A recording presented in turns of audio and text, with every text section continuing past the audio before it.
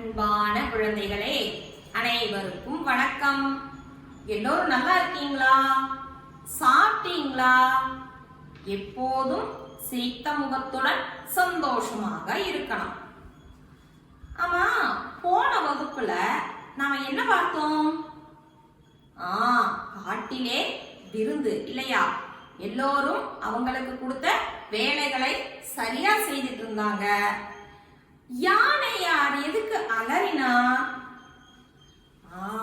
பழம் பப்படம் கொண்டு வர போன அந்த குரங்கை காணோம் அப்படின்னு சொல்லிட்டு யானையார் அலறினார். அதற்கு பிறகு அந்த புத்தகத்துல நம்ம நிறைய செயல்பாடுகள் பார்த்தோம் இல்லையா? ஆமா, கரெக்ட். இதற்கு இது வேண்டாம் அப்படிங்கிற செயல்பாடு வர நாம செய்துட்டோம் இல்லையா? பார்த்து வந்தாச்சு. அப்ப உங்களுக்கு எந்த உணவு பொருள் தயாரிக்கிறதுக்கு அல்லது சமைப்பதற்கு எந்த உணவு சமைப்பதற்கு எந்த உணவு பொருள் தேவை அப்படிங்கிறது உங்களுக்கு இப்ப ஓரளவுக்கு தெரிஞ்சுக்கிட்டீங்க இல்லையா? வீட்டில் உள்ளவங்ககிட்டையும் கேட்டு தெரிஞ்சிருப்பீங்க கூடுதலாக. அப்ப இந்த உணவுக்கு இந்த பொருள் வேண்டும், இந்த பொருள் வேண்டாம் அப்படிங்கிறது உங்களுக்கு இப்ப தெரிஞ்சிருச்சு. நம்ம யானையும் முயலும் காய்கறி பறிப்பதற்காக போனாங்கல்லவா? எந்த தோட்டத்தை கடந்து போனாங்க? வாழை தோட்டத்தை கடந்து போய் காய்கறி தோட்டத்துக்கு போனாங்க இல்லையா? இப்ப நாம ஒரு பப்பாளி தோட்டத்தை பத்தி சொல்லலாம், பார்க்கலாம், சொல்லலாம். பப்பாளி தோட்டத்தை சொல்லி பார்க்கலாமா? பப்பாளி தோட்டத்துல சொல்லறதுக்கு என்ன டீச்சர் இருக்குது அப்படித்தானே கேக்குறீங்க? சொல்லறதுக்கு இருக்குது. ஒரே வாக்கியம், கொஞ்சம் வேகமா சொல்லக்கூடிய ஒரு வாக்கியம் டீச்சர் சொல்றேன், கூடவே நீங்களும் சொல்லணும். எத்தனை பேர் சொல்றீங்கிறது தான் நமக்கு முன்னால இருக்கிற ஒரு சவால். வேகமா சொல்லணும். நீங்க ரெடியா?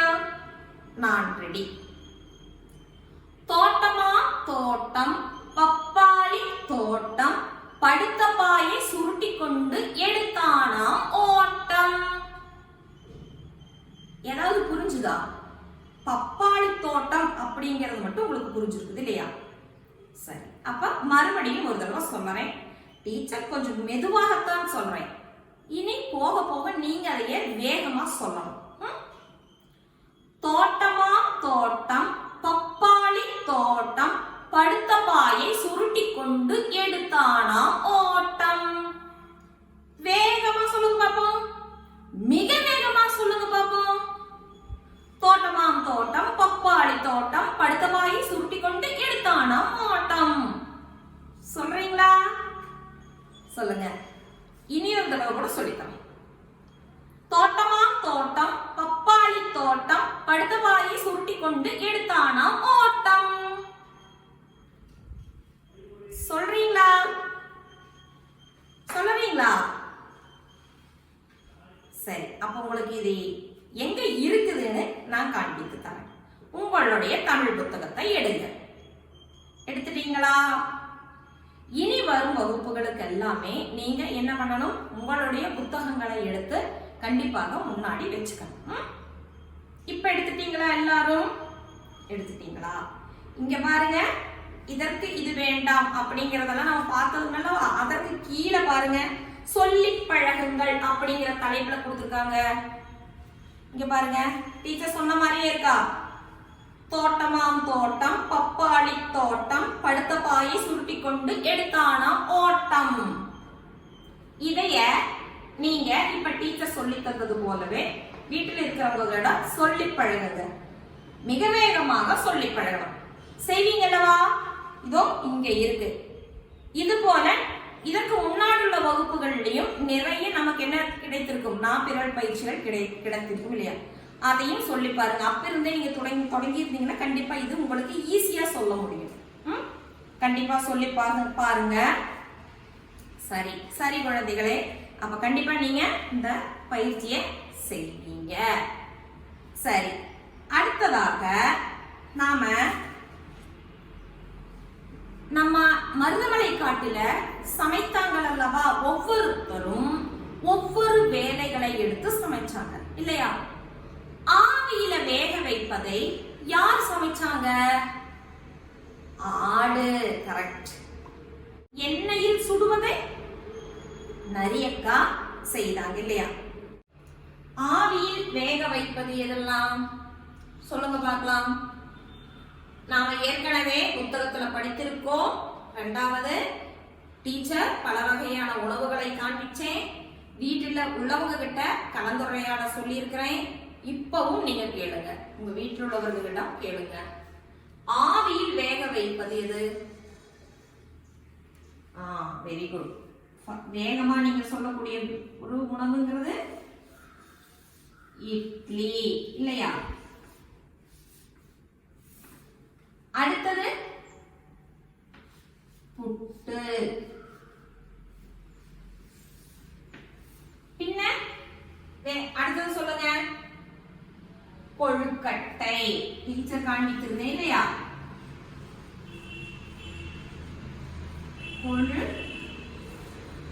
கொழுக்கட்டை.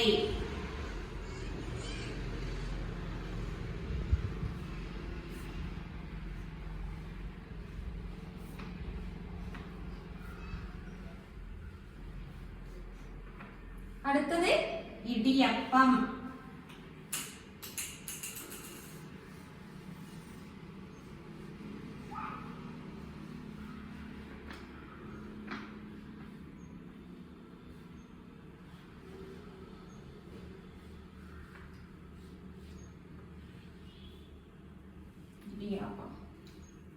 எண்ணெயில் சுடுவது சொல்லுங்க பார்க்கலாம். எண்ணெயில் சுடுவது வெரி குட். பூரி இல்லையா? பூரி. பின்ன வடை.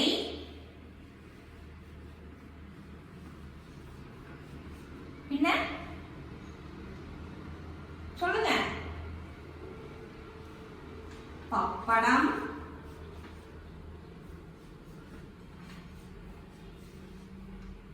பப்படம். அடுத்தது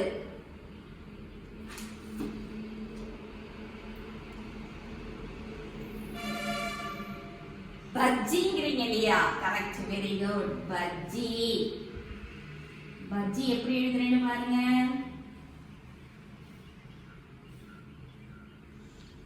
உங்களுக்கு இந்த எழுத்து எழுதுறது கொஞ்சம் சிரமமாக இருக்கும். கவனமா எழுதணும், இல்லைன்னா அது ஐ போல ஆகிவிடும். பஜ்ஜி. பஜ்ஜி இப்படி எழுதணும். சரியா? பஜ்ஜி இப்படி எழுதணும். அப்ப நீங்க பஜ்ஜி பார்த்திருப்பீங்க, வாங்கி சாப்பிட்டிருப்பீங்க. அதனால எண்ணெயில் சுடக்கூடிய ஒரு உணவு பதார்த்தம் அப்படிங்கிறது உங்களுக்கு தெரியும். இது போல இந்த பட்டியல் இருக்கல்லவா, ஆவியில் வேக வைப்பது, எண்ணெயில் சுடுவது அப்படிங்கறதான பட்டியலை நீங்க இப்ப டீச்சர்ட்ட சொன்னீங்கல்லவா, அது பாருங்க நம்ம புத்தகத்துல இதோ இங்க கொடுத்துருக்காங்க பாருங்க. பட்டியலிடுங்கள் அப்படிங்கிற தலைப்புல, அதாவது இங்க நம்ம படுத்த சொல்லி பழகுங்கள் இருந்தவல்லவா, அதற்கு அடுத்த பக்கம் எடுங்க. எடுத்துட்டு இங்க பாத்தீங்கன்னா பட்டியலிடுங்கள் அப்படிங்கிற தலைப்புல ஆவியில் வேக வைப்பது, எண்ணெயில் சுடுவது அப்படின்னு கொடுத்துருக்காங்க. அதுல நீங்க அந்த பட்டியலை நிரப்பிடுங்க. இப்ப ஒரு சில உணவுகளை மட்டும்தான் நான் எழுதியிருக்கேன். இனியும் உங்களுக்கு நிறைய உணவுகள் தெரியும். அதையெல்லாம் நீங்க சரியான முறையில இங்க எழுதுங்க. அடுத்தது பாருங்க, இப்ப குழுவில் சேராதது எதுன்னு இருக்குது பாருங்க. அதற்கு கீழே பாருங்க. இப்ப இந்த பட்டியல் இருக்கிற ஆவியில் வேக வைப்பது, எண்ணெயில் சுடுவதுன்னு, அது போல சிலது கலந்து கொடுத்துருக்காங்க உங்களுக்கு நம்ம புத்தகத்துல. அது மட்டும்தான் இருக்குதா, இல்ல சுவையின் அடிப்படையிலையும் கலந்து கொடுத்துருக்காங்களா அப்படிங்கறத நம்ம பார்க்கலாம். உங்க புத்தகத்தை எடுங்க. புத்தகத்தை எடுத்துட்டீங்களா? சரி, ஒரு நிமிஷம் அப்படியே பாருங்க. நம்ம இதுக்கு கீழே பாருங்க, குழுவில் சேராதது எது? இப்ப புத்தகத்தை எடுத்துட்டீங்களா? உங்களுக்காக பாருங்க.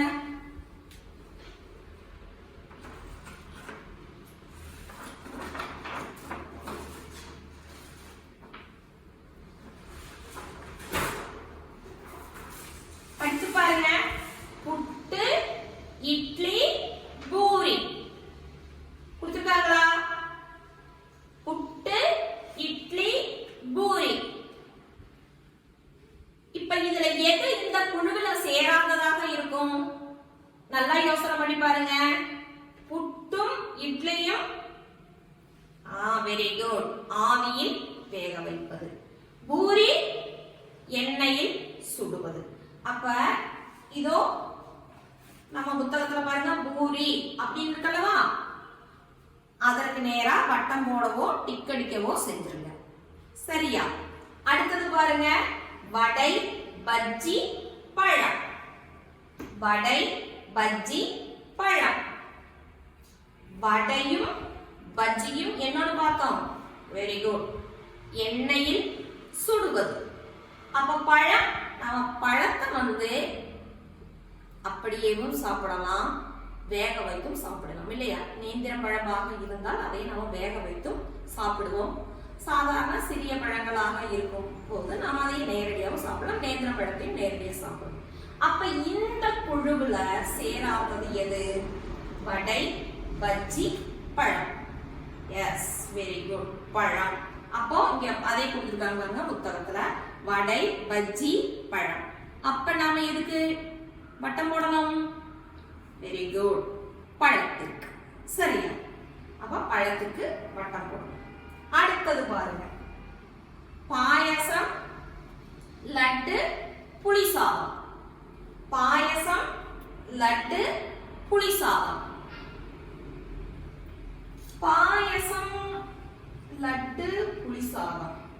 இது எண்ணெயில் ஆவியில் அப்படி பார்க்கணுமா, இல்ல சுவையின் அடிப்படையில பார்க்கணுமா? பாயசம் இனிப்பு, லட்டு இனிப்பு, புளிசாதம் புளிக்கும் இல்லையா? புளிப்பா இருக்கும். அப்ப இதுல குழுவுல சேராதது எது? பாயசம் இனிப்பு, லட்டு இனிப்பு, புளிசாதம் புளிப்பு. இப்ப சொல்லுங்க. Very good. அப்ப பாயசம், லட்டு, புளிசாதம். எதுக்கு வட்டம் போடணும்? புளிசாதம். புளிசாதத்துக்கு வட்டம் போட்டுருவீங்கல்லவா? அப்ப புளிசாதத்துக்கு வட்டம் போடுங்க. அப்ப இந்த குழுவுல சேராதது எதுன்னு இப்ப உங்களுக்கு தெரிஞ்சது. புட்டும் இட்லியும் ஆவியில் வேக வைப்பது, பூரி எண்ணெயில் சுடுவது, அதனால அது குழுவுல சேராது. வடையும் பஜ்ஜியும் எண்ணெயில் சுடுவது, ஆகவே பழம் இந்த குழுவுல சேராது.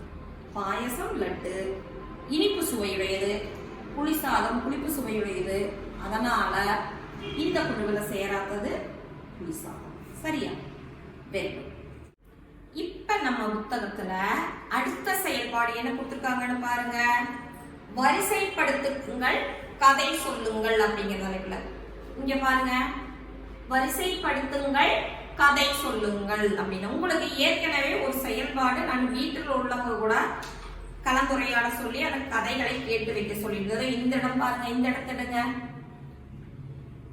4 படக்கதைகள் இல்லையா? ஒரு படக்கதையை வந்து 4 பாகங்களாக பிரித்து கொடுத்திருக்காங்க. அதை பார்க்க உங்களுக்கு கண்டிப்பா தெரிந்திருக்கும் இல்லையா? பாட்டி வடை சுட்ட கதை கண்டிப்பா உங்க எல்லாருக்கும் தெரிஞ்சிருக்கும். அந்த கதைய 4 பாகங்களா பிரிச்சு கொடுத்திருந்தாங்க. வீட்டில் உள்ளவங்ககிட்ட நீங்க அதை கேட்டு தெரிஞ்சுக்காங்கன்னு சொல்லிதான் உங்களுக்கு தெரிஞ்சிருக்கும் இல்லையா? ஒரு சிலர் தெரியாதவங்க தான் அதை கண்டிப்பா வீட்டுல கேட்டிருப்பீங்க. கண்டிப்பா தெரிஞ்சிருக்கும், இந்த கதையை கண்டிப்பா எல்லாருக்கும் தெரிஞ்சிருக்கும். இந்த கதையில பாருங்க என்னென்ன கொடுத்துருக்காங்க. முதல் படத்துல என்ன கொடுத்துருக்காங்க? காக்கா என்னமோ பேசவோ பாடவோ செய்யுது, நரியோட வாயில வந்து வடை இருக்குது இல்லையா? இந்த பக்கத்துல என்ன கொடுத்துருக்காங்க? காக்கா மரக்கிளையில உட்காந்து பார்த்துட்டு இருக்குது, ஒரு பாட்டி உட்காந்து வடை சுட்டுட்டு இருக்காங்க. இந்த படத்துல பாட்டி ஆணு பாக்குறாங்க, காக்கா அந்த வடை எடுத்துட்டு பறந்து போகுது. இந்த படத்துல நரி என்னமோ காக்கா கிட்ட கேக்குது. காக்கா வாயில அந்த வடையை வச்சுக்கிட்டு என்னமோ சொல்ல முயற்சி பண்ணுது. ஆனா காக்காயோட வாயில வடை இருக்குது. சரியா? அப்ப இந்த படத்தையும் பார்த்துட்டீங்கல்லவா? அப்ப முதல்ல எதுவா இருந்திருக்கும்? முதல் படம் இந்த கதையின் அடிப்படையில பாருங்க, இதுல முதல் படம் எதுவா இருந்திருக்கும்? முதல்ல கண்டிப்பா பாட்டி வீட்டுக்கு முன்னாடி வடை சுட்டுட்டு இருப்பாங்க இல்லையா? அதுதான் முதல் படமாக இருந்திருக்கும். அதைய மரக்கிளையில அமர்ந்து காக்கா பார்த்துட்டு இருந்திருக்கும். அப்ப அதுதான் அந்த இடத்துல வேணா ஒன்றுன்னு போட்டுக்காங்க. அந்த இடத்துல ஒன்று போட்டுக்காங்க. இரண்டாவதாக ஏமாந்த மாதிரி பாட்டி வீட்டுக்குள்ள போகவோ ஏதாவது ஒரு பொருள் எடுக்கவோ திரும்பவோ செய்திருப்பாங்க. அந்த நேரம் பார்த்து இந்த காகம் என்ன பண்ணி இருக்கணும்? அந்த வடையை எடுத்து பறந்து போயிருக்கணும். அதனாலதான் பாட்டி காக்காவை என்னமோ சொல்லாத மாதிரி அந்த படம் வரைஞ்சு போட்டிருக்காங்க. அப்ப இதுதான் கண்டிப்பா இரண்டாவது படமாக தான் இருந்திருக்கணும். அடுத்தது பாருங்க, இந்த நரி காக்காவை, அப்ப இந்த காக்காவோட வாயில வடை இருக்கு. அப்ப இங்கேயும் வாயில வடை இருக்குது. அப்ப இதுதான் மூன்றாவது படமாக இருக்கணும் இல்லையா? அந்த நேரம் பார்த்து ஒரு நரி வருது. இது மரக்கிளையில அமர்ந்து இருக்குது. இந்த நரி என்னமோ கேக்குது காகத்துக்கிட்ட. காக்கா வாயில வச்சிருக்குது.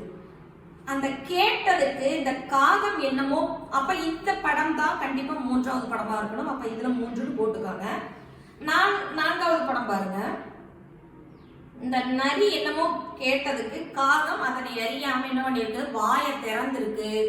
அந்த வடை கீழே விழுந்திருக்கணும். அப்ப அந்த நரி அந்த வடையை கவ்வி எடுத்துருக்கணும். சரியா? அப்ப இது என்னன்றது உங்களுக்கு புரிஞ்சிருக்கும் இல்லையா? அப்ப இது நான்காவது படமாக இருக்கும். அப்ப இந்த படத்தில் இருக்கிற கதைகளை இங்க என்ன பண்ணிருக்காங்க? வரிசைப்படுத்துங்கள்ங்கிற தலைப்புல கொடுத்துருக்காங்க. இங்க பாருங்க, அதைய சிறு சிறு வாக்கியங்களாக்கி இங்க கொடுத்துருக்காங்க. அதைய நீங்க என்ன பண்ணுங்க? இப்ப நான் சொன்னேன் அல்லவா, அதனுடைய அடிப்படையில நீங்க இங்க நம்பர் போடுங்க. அதை நீங்க கண்டிப்பா சுயமாக செய்யுங்க. ஏற்கனவே இந்த கதை உங்களுக்கு தெரிந்த கதை. ஸ்ரீதேவி டீச்சர் கூட உங்களுக்கு சொல்லியிருப்பாங்க. நரி பாட்டி வடை சுடும் போது காகம் ஏமாத்தி வடையை தூக்கிட்டு போனதா, அந்த கதை உங்களுக்கு தெரியும்னு கூட சொல்லியிருக்காங்க இல்லையா? கண்டிப்பா இந்த கதை உங்களுக்கு தெரியும். வீட்டில் உள்ளவங்க கண்டிப்பா சொல்லியிருப்பாங்க. அந்த வாக்கியங்களை மட்டும் நான் இப்ப வாசிச்சு காண்பிக்கிறேன். வடையை எடுத்தது, அது கண்டிப்பா முதல்ல வருமா? யோசிச்சு பாருங்க. நரி வந்தது, பாட்டி வடை சுட்டாள், காகம் பார்த்தது, வடை கீழே விழுந்தது, பாட்டு பாடச் சொன்னது, மரத்தில் அமர்ந்தது, காகம் கா கா என்று பாடியது. புரிஞ்சிருக்கும் இல்லையா? அப்பாங்க நரி என்னமோ கேட்டதுக்கு காகம் பதில் சொல்லுச்சுன்னு சொன்னேன். பட் நரி என்ன கேட்டிருக்கும்? காகத்துக்கிட்ட ஒரு பாட்டு பாடுன்னு சொல்லியிருக்கும். உன்னோட குரல் ரொம்ப இனிமையா இருக்கு, ஒரு பாட்டு பாடுன்னு சொல்லியிருக்கும்னு நினைக்கிறேன் இல்லையா? அதனால தானே அது மாதிரி காகம் கா கா என்று பாடியது. வாயில காகத்தினுடைய வாயில வடை இருக்கும் போது கா கா கான்னு பாடனா அந்த வடை கீழே விழுகாம என்ன செய்யும்?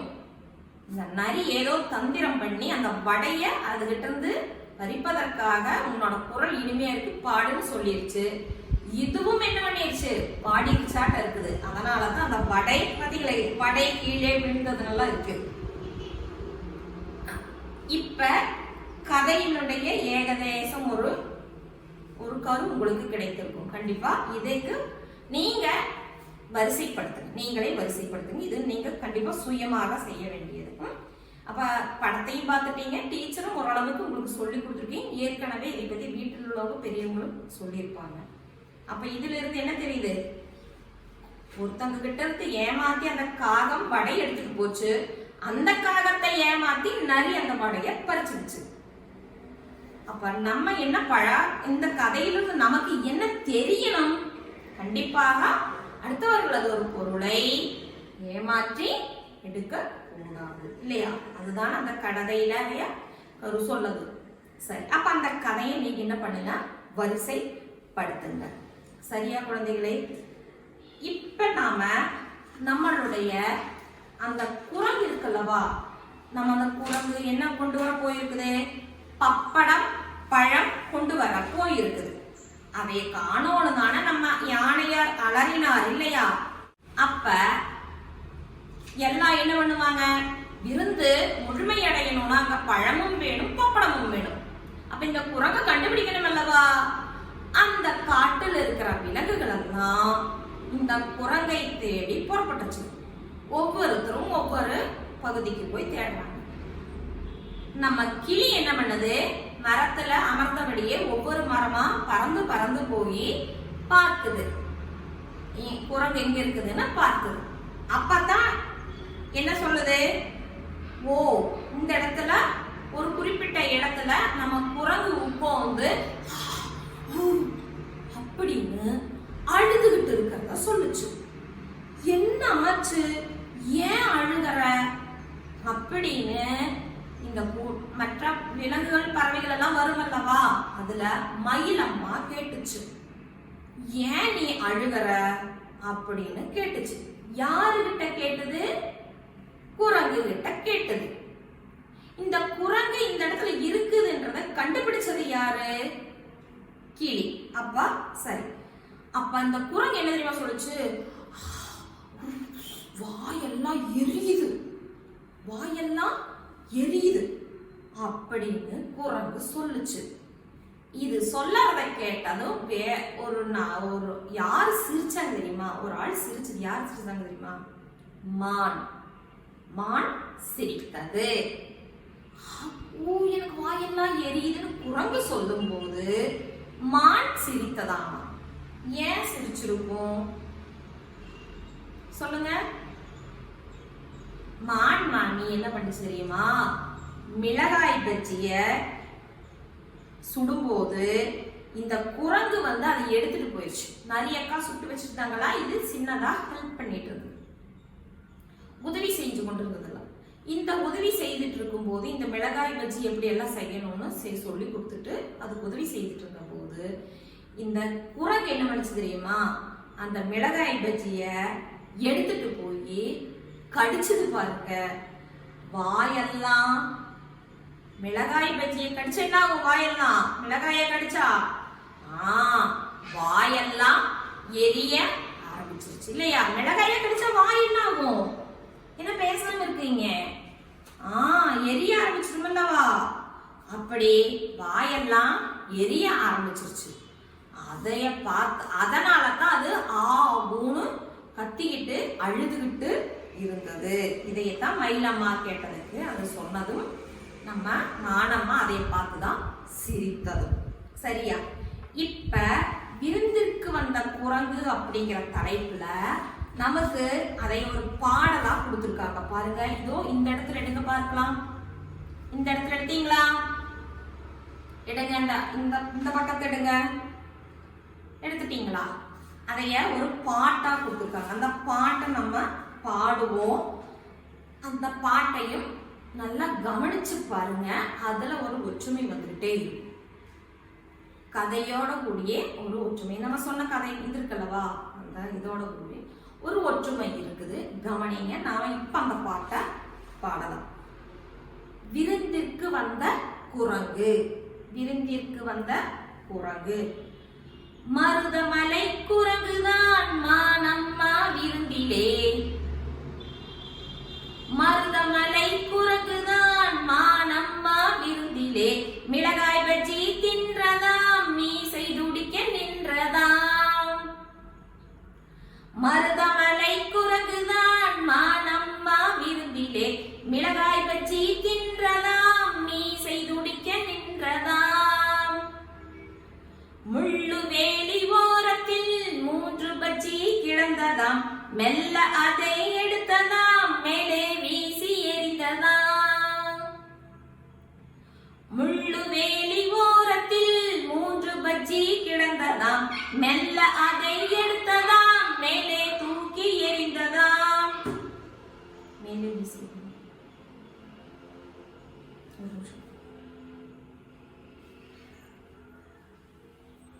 மேலே வீசி எறிந்ததாம் சொல்லுவாங்க. விருந்திற்கு வந்த குரங்கு. மருதமலை குரங்குதான் மானம்மா விருந்திலே. மிளகாய் பஜ்ஜி தின்றதாம்,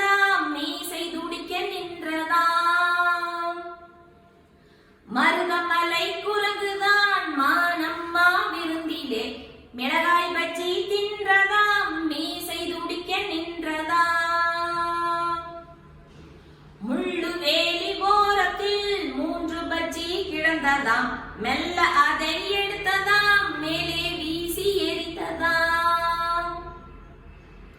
முள்ளு வேலி ஓரத்தில் 3 பஜ்ஜி கிடந்ததாம் மெல்ல அதை எடுத்ததாம் மேலே வீசி எரிந்ததாம்.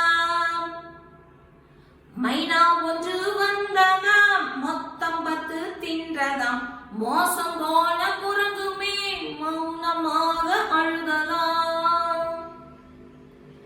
மைனா ஒன்று வந்ததாம் மொத்தம் 10 தின்றதாம் மோசம் போன குரங்குமே மௌனமாக அழுததாம்.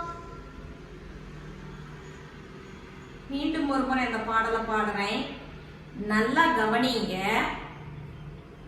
அதுல வரக்கூடிய சொற்களை கவனிங்க, சொற்களை கவனிங்க. கருத்தும் இருக்குது இல்லையா? கவனிங்க. மருதமலை குரங்குதான் மானம்மா விருந்திலே மிளகாய் பஜ்ஜி தின்றதாம் மீசை துடிக்க நின்றதாம். முள்ளு வேலி ஓரத்தில் 3 பஜ்ஜி கிடந்ததாம் மெல்ல அதை எடுத்ததாம் மேலே வீசி எரிந்ததாம்.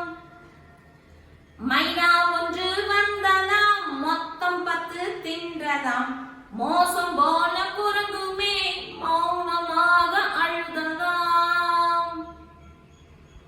எப்படி இருந்தது பாட்டு? கவனிச்சீங்களா?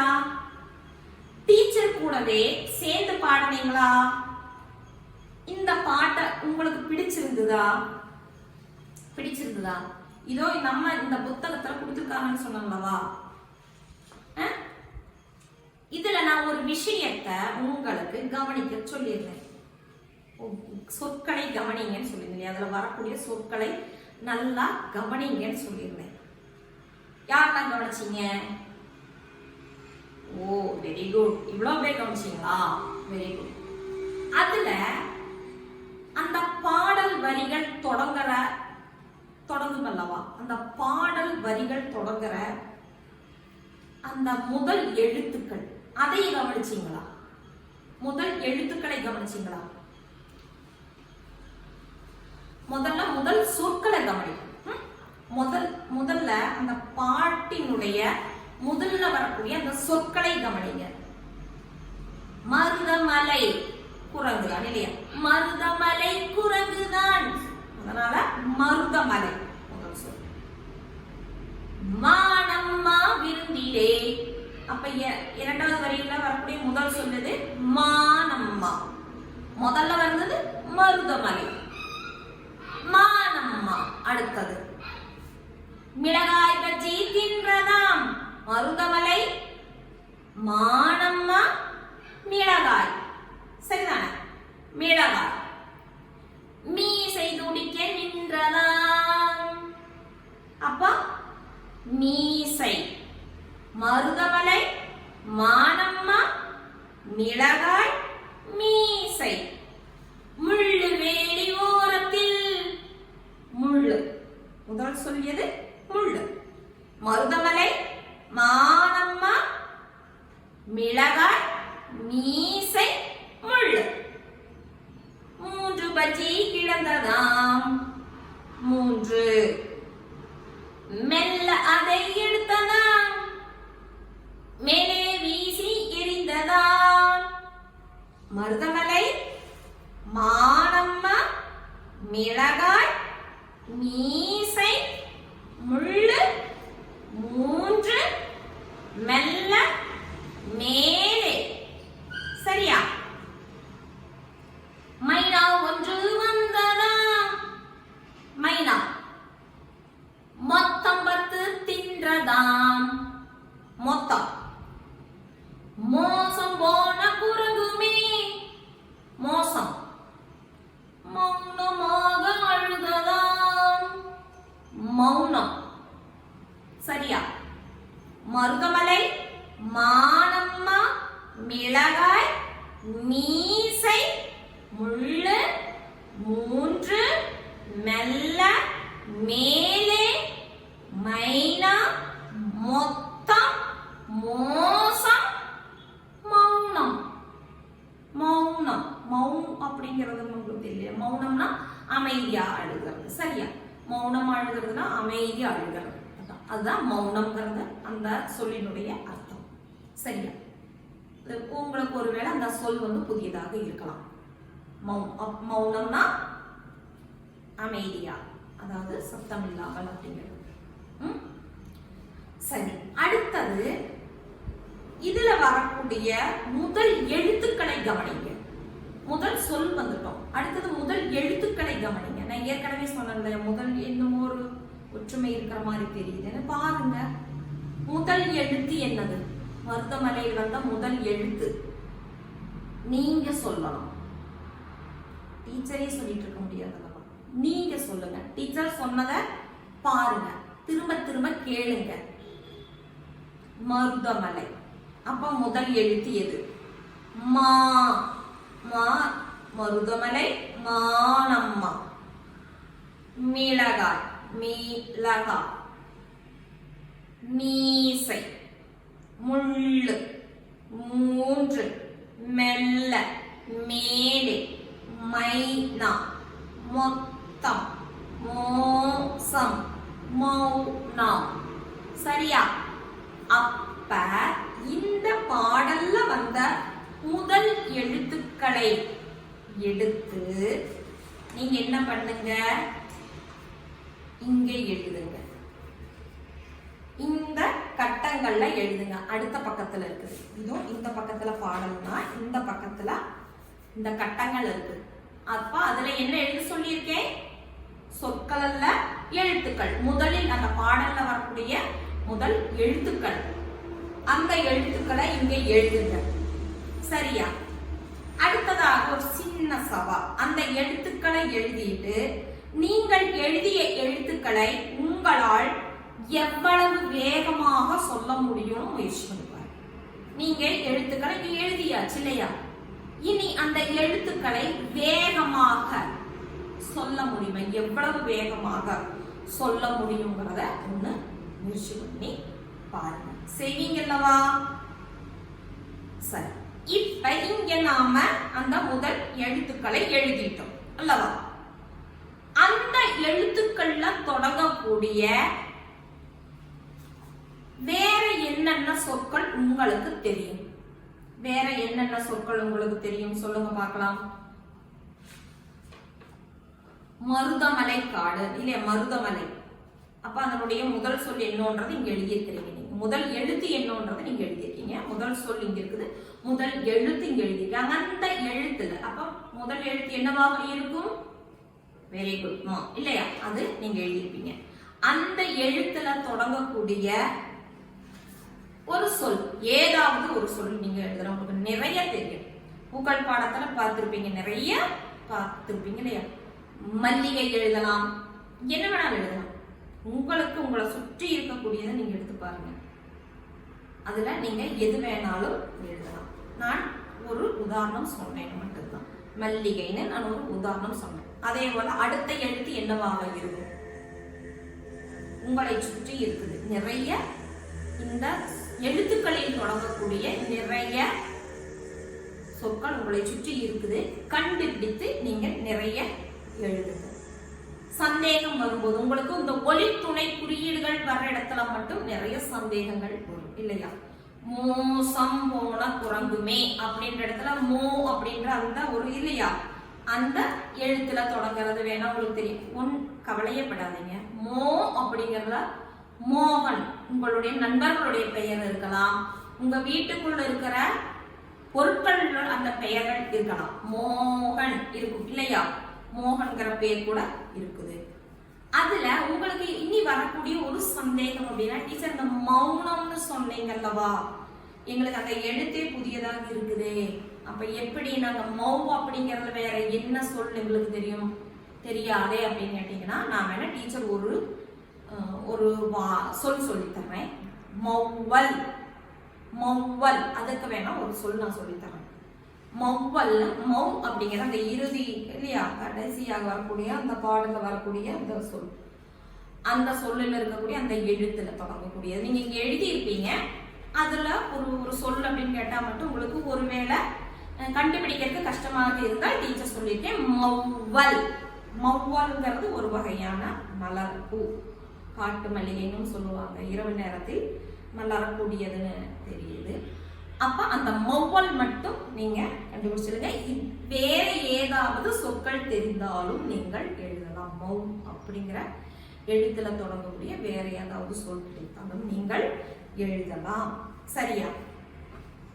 சரி குழந்தைகளே, இப்ப நீங்க இன்றைய வகுப்புல பார்த்த கற்ற பாடங்களை திரும்ப திரும்ப பாருங்க, அதைய புத்தகத்துல எழுதுங்க. உங்களுக்கு நிறைய வேலைகள் கொடுத்துட்டு இருந்தோம், அதன்படி அன்றன்றைய வேலைகளை அன்றன்றைக்கே செய்து முடியுங்க.